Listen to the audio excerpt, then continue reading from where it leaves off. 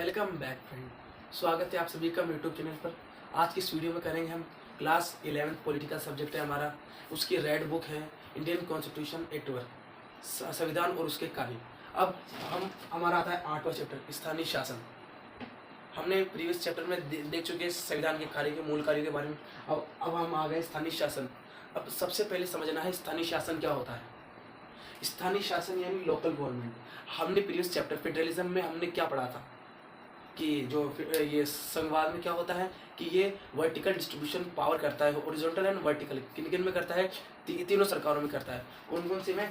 Central में करता है, स्टेट में करता है और एक लोकल में करता है। तो सेंट्रल के बारे में हम पूछ चुके, स्टेट के बारे में पूछ चुके। अब हम पढ़ेंगे केवल लोकल के बारे में। अब ये स्थानीय शासन क्या होता है, हमें इसकी जरूरत क्यों है, इसका भी एक वो है, इसको भी एग्जाम्पल से समझते हैं। ठीक है, एग्जाम्पल क्या है? मान लीजिए चलिए एग्जाम्पल के थ्रू समझते हैं। अब मान लीजिए मैं गांव में रहता हूँ, उस गांव का नाम क्या है? सितारपुर। मान लीजिए सितारपुर गांव है, उसमें मैं रहता हूँ। हम मान रहे हैं सितारपुर में रहता हूँ। मान लीजिए वहाँ पर 2 दिन से जो है 2 गाय मरी पड़ी और उसके कारण से आसपास के वातावरण में जो है काफ़ी ज़्यादा प्रॉब्लम क्रिएट्स हो रही है, गंदी सी स्मेल्स आ रही है। तो उससे जो है आमजन परेशान है। कौन परेशान है? आमजन, यानी हम लोग परेशान हैं। तो मान लीजिए कि मुझे यहाँ की सफाई करवानी है, मतलब यानी इस वातावरण को फिर से सही करना है। तो क्या ये एक सरकार हो गई हमारी, स्टेट गवर्नमेंट हो गई, और इसके बाद में यहाँ सेंट्रल हो गए और हो गई हमारी लोकल गवर्नमेंट। अब इस एक समस्या को लेकर के हम स्टेट गवर्नमेंट के पास चला जाऊँ कि साहब आप तो छोड़ो, यहाँ हो हमारे सितारपुर में या गाय मरी पड़ी है उसकी सफाई कर, या फिर इतनी सी दिक्कत तो मैं सेंट्रल के पास ले जाऊँ। हमने पिछले चैप्टर में पढ़ चुके हैं कि इन दोनों के जो कार्य हैं उनकी संघ सूचियाँ अलग हैं और इसकी संघ सूची भी अलग है। तो ये जो है इसमें आएगा, यानी लोकल गवर्नमेंट। अब हमने क्या समझा कि लोकल गवर्नमेंट क्या है? जो आमजन की डे टू डे प्रॉब्लम और जो डे टू डे नीड्स होती है उनको पूरा करती है, उसे लोकल गवर्नमेंट कहते हैं। बस इतना ही है, और इस लोकल गवर्नमेंट का और कुछ काम नहीं है। अब इसमें क्या क्या चीजें हैं, क्यों स्थानीय शासन बनी, क्या कारण था, कब क्या हुआ, ये पढ़ेंगे। ये था, ठीक है, ये हो गया, ये एग्जाम्पल के थ्रू समझाया है। ठीक है, अब मैं रख कर देता हूँ। अब मैं करवाऊंगा आपको इस चैप्टर के जो भी ब्रीफली, आपको कुछ भी पढ़ने की जरूरत नहीं है क्योंकि एग्जाम बिल्कुल करीब है। अब हमारे पास बिल्कुल भी वक्त नहीं है कि हम कुछ भी करें। अब हम इस चैप्टर को एकदम इजी वे में मैं आपको पढ़ा रहा हूँ, तो आपसे उम्मीद करता हूँ कि अब आप जो है अपने डिस्ट्रैक्शन को बंद कर दीजिए। अगर आपके आसपास में कोई डिस्ट्रैक्शन है तो उससे आप दूर हो जाइए। अब केवल हमारी पढ़ाई पर ध्यान दीजिए। केवल बहुत कम समय रह गया, तो चलिए अब बिना देर के शुरू करते हैं। अब सबसे पहले इसमें एक नाम देखने को मिलता है, क्या नाम है? लॉर्ड रिपॉन। कौन है? लॉर्ड रिपॉन। अब ये लॉर्ड रिपॉन कौन है?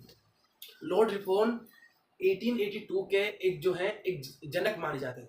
इनको इंडिया के अंदर सबसे पहले जो है स्थानीय शासन मतलब इन्होंने चलाई थी इंडिया में। मतलब जब ब्रिटिश रूल इंडिया में था तब लॉर्ड रिपॉन के थ्रू ही स्थानीय शासन का जो है विकास कार्य और ये इसके मूल कार्य समझाए गए थे, बताए गए थे। तो ये लॉर्ड रिपॉन है। और कब शुरू हुआ था? इसका ईयर सबसे मेन है 1882, ये नोट कर लेना। इन दोनों नाम से जो है कई बार जो है MCQs भी बन सकते हैं और शॉर्ट क्वेश्चन भी बन सकते हैं। हु वाज लॉर्ड रिपॉन और कब ये जो है वो उन्होंने शुरुआत की थी। ठीक है, और इनको जो है स्थानीय शासन का भारत के अंदर इनको स्थानीय शासन का जनक पर सम्मानित किया गया, मतलब इनको जनक माना जाता है। ठीक है, हो गया। अब लॉर्ड रिपॉन हो गया। इसके बाद हमें अब लोकल गवर्नमेंट के हम क्या देखेंगे? अब हम देखेंगे इसके फंक्शंस क्या है फंक्शंस। ठीक है, इसकी रेस्पॉन्सिबिलिटी क्या है?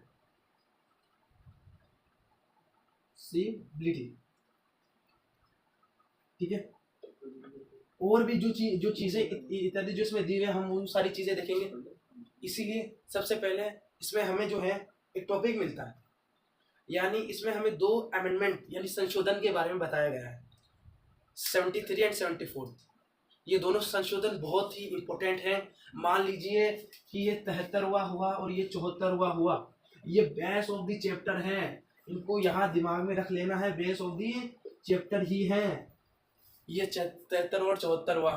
ठीक है, इसी के साथ अब चलिए इनको शुरू करते हैं। तो अब आता है 73 अमेंडमेंट। सबसे पहले हम करते हैं 73 अमेंडमेंट। 73 अमेंडमेंट हमें क्या लिखेंगे, ये मेरा 73 एंड 74। अब इसी के बारे में चैप्टर में बताया गया है कि ये कब बने, कब लागू हुआ, तो वो सब कुछ तुम्हें पढ़ने की जरूरत नहीं है। ठीक है, अब 73 और 74 संशोधन की शुरुआत कब हुई, तो सबसे पहले हम करते हैं 73 अमेंडमेंट। 73rd अमेंडमेंट ये कब लागू हुआ, ये लागू हुआ 24 अप्रैल 1992। अब 74th ये कब हुआ, 1 जून। कब हुआ, ये भी 1992 में हुआ। अब इन दोनों में एक बात और मैं आपको आगे बताता हूँ, ये बन तो 1992 में बन गए थे, पर इन पर जो है इतना ध्यान नहीं दिया गया, इन्हें इतना डेवलपमेंट नहीं हो पाया इनमें। पर आगे चलकर 1993 कब आया, मतलब ये बन तो तभी गए थे, पर इन पर जो ध्यान है ये यानी फोकस यानी लागू कब हुआ, ये 1993 में जो है इनको मान्यता मिल गई। मतलब कि सरकार ने कह दिया कि हर एक शहर के लिए, हर एक ग्राम के लिए ये कानून कंपलसरी यानी लागू है, उनको ये बात माननी है, और अब ये वहां चलेगा। तो ये हो गया। ये आपसे क्वेश्चन में डेट पूछी जा सकती है कि कब बने, कब लागू हुए। तो ये था हमारा अब तक का ये शुरुआत। अब सबसे पहले आता है हमारा 73rd अमेंडमेंट। इसी बारे में पढ़ना चाहते हैं, अगर आप नोट करना चाहते हैं तो नोट कर लीजिए।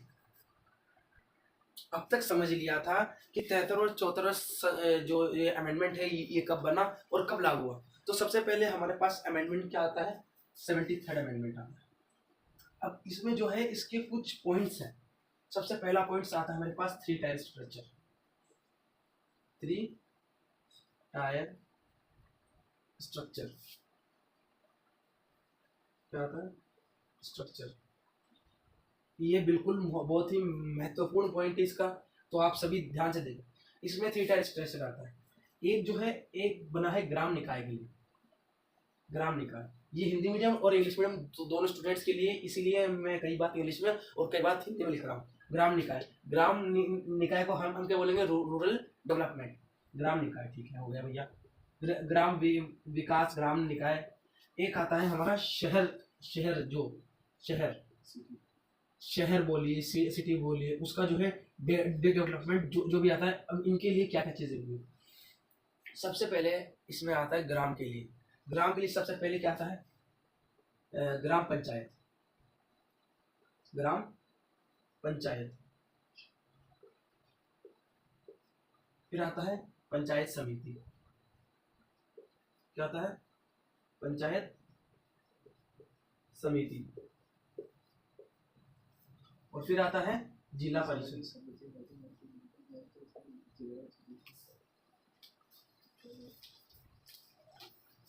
जिला परिषद, पंचायत समिति में हिंदी में भी लिख रहा हूँ, इंग्लिश में भी लिख रहा हूँ, कोई डाउट हो कमेंट कर दो।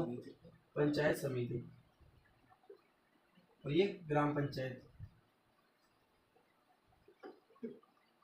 ग्राम पंचायत, ठीक है। अब हम ग्राम पंचायत हम कई बार सुन चुके हैं। ग्राम पंचायत कल कौन होता है, लीडर, सरपंच। अब इन्हीं 3 टॉपिकों के बारे में हम आगे इन्हीं के बारे में पढ़ने वाले।